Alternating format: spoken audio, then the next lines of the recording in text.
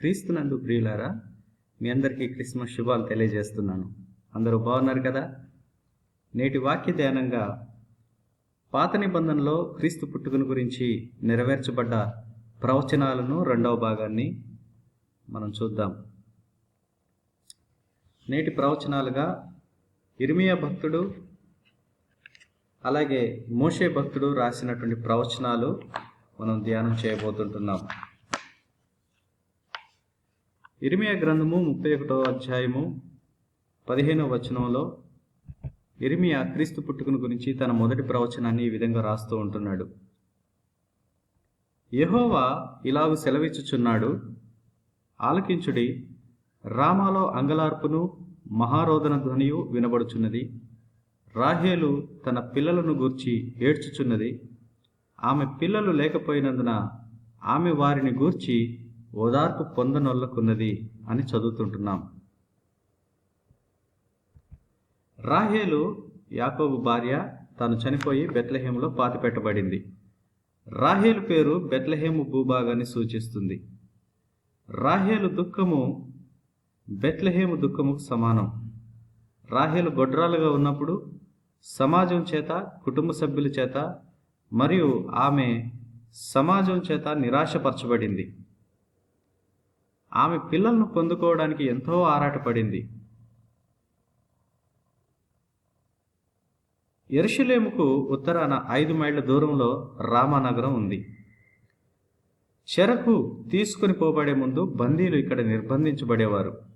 ఇర్మియా ప్రవచించిన తర్వాత కూడా తన ప్రజలలో అనేక మంది బబులోను చెరకు కొనిపోబడ్డారు. ఇర్మియా రాబోయే ప్రమాదాన్ని ముందుగానే తెలియచేసి ప్రజలు పశ్చాత్తాపపడి దేవుని వైపు తిరగాలని ప్రజలను బ్రతిమలాడుకున్నాడు. దాదాపు 41 సంవత్సరాల పాటు ఇర్మియా ఈ ప్రజల మధ్య పరిచయం చేశాడు.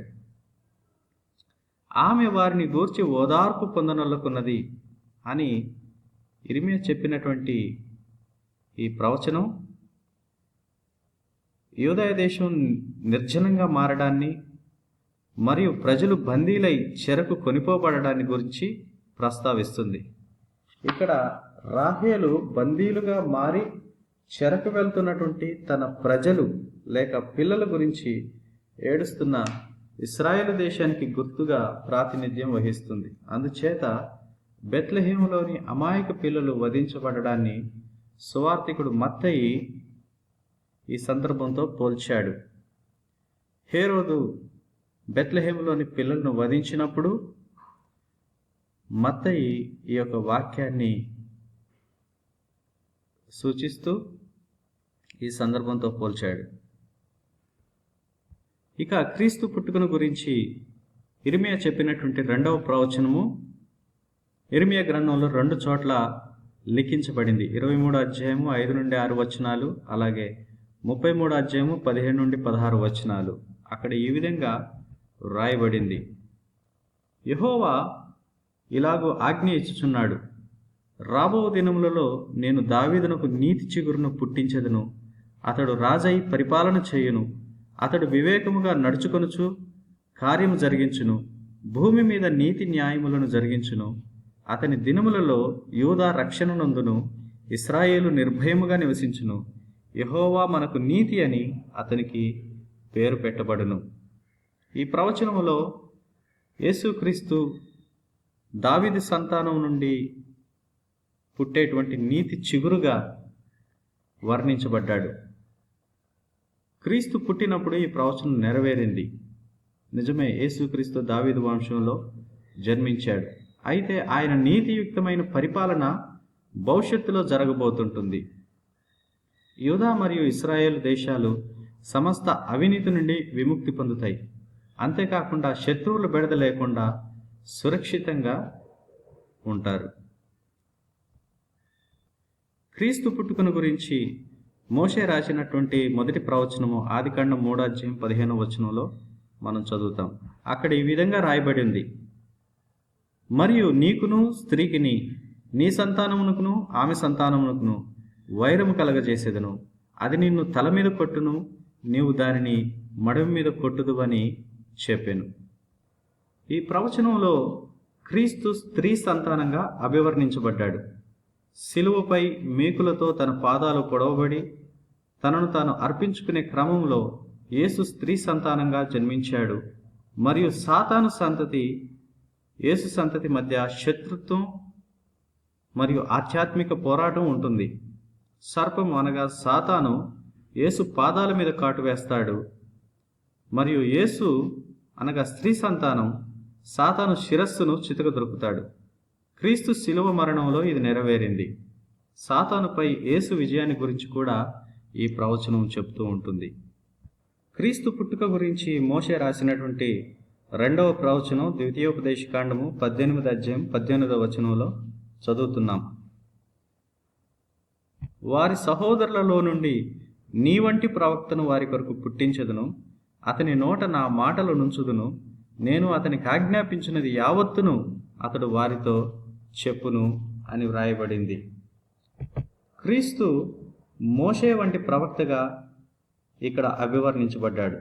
అనగా అతడు ఇశ్రాయేలుడై ఉండాలి, మోషే వలె దేవుని వాక్యాన్ని బోధించేవాడై ఉండాలి, తన ప్రజలను బానిసత్వము అనగా పాప బానిసత్వం నుండి విడిపించాలి, తన ప్రజలను వాగ్దాన దేశానికి అనగా నిత్య జీవానికి నడిపించేవాడై ఉండాలి. అంతేకాకుండా మోషే వలె తన ప్రజల అవసరతలను తీర్చగలగాలి.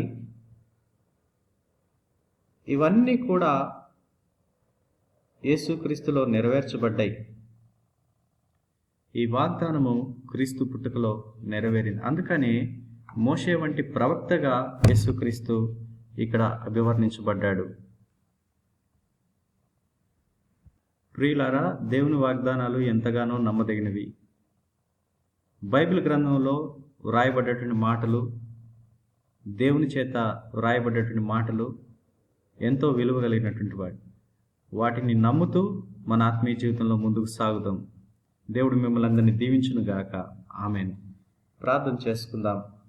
ఈ పరలోకపు తండ్రి, ఈరోజు రాహేలు దుఃఖము అనగా బెత్లెహేములో జరిగిన పిల్లల వధకు దుఃఖానికి సాదృశ్యంగా ఉందని, ఆనాటి ఇశ్రాయేలు ప్రజలు బానిసత్వానికి వెళుతున్నప్పుడు దేశము విలిపించిన దానికి గుర్తుగా ఉందని, అంత మాత్రమే కాకుండా దావీదు వంశంలో నుండి నీతి చిగురు అనేటువంటి యేసుక్రీస్తు పుడతాడని ఇర్మియా భక్తుడి చేత నువ్వు ముందుగానే తెలియచేసిన మాటలు ఎంతగానో నెరవేరినాయి. నువ్వు భవిష్యత్తు నెరిగిన దేవుడవు, నీకు వందనాలు చెల్లిస్తుంటున్నాం. మోషే భక్తుడు చెప్పిన రీతిగా యేసుక్రీస్తు స్త్రీ సంతానంగా పుడతాడని, అదే రీతిగా ఆయన కన్యక గర్భాన జన్మించినప్పుడు ఈ ప్రవచనం నెరవేరింది. ప్రభా, నీ యొక్క గొప్ప జ్ఞానాన్ని బట్టి నీకు వందనాలు చెల్లిస్తుంటున్నాం. అంత మాత్రమే కాకుండా ఆనాడు ఐగుప్తు బానిసత్వం నుండి మోషే ఏ విధంగా అయితే ప్రజలను విడిపించాడో, యేసుక్రీస్తు కూడా ప్రజలను పాప బానిసత్వం నుండి నిత్య జీవంలోకి నడిపిస్తాడని ఈరోజు మాతో మాట్లాడినందుకు నీకు వందనాలు చెల్లిస్తుంటున్నాం. ఈ మాటలు వింటున్న ప్రతి బిడ్డను దీవించండి, ఆశీర్వదించండి. నీ నామంలో ప్రార్థన చేస్తున్నాం పరమ తండ్రి. ఆమెన్.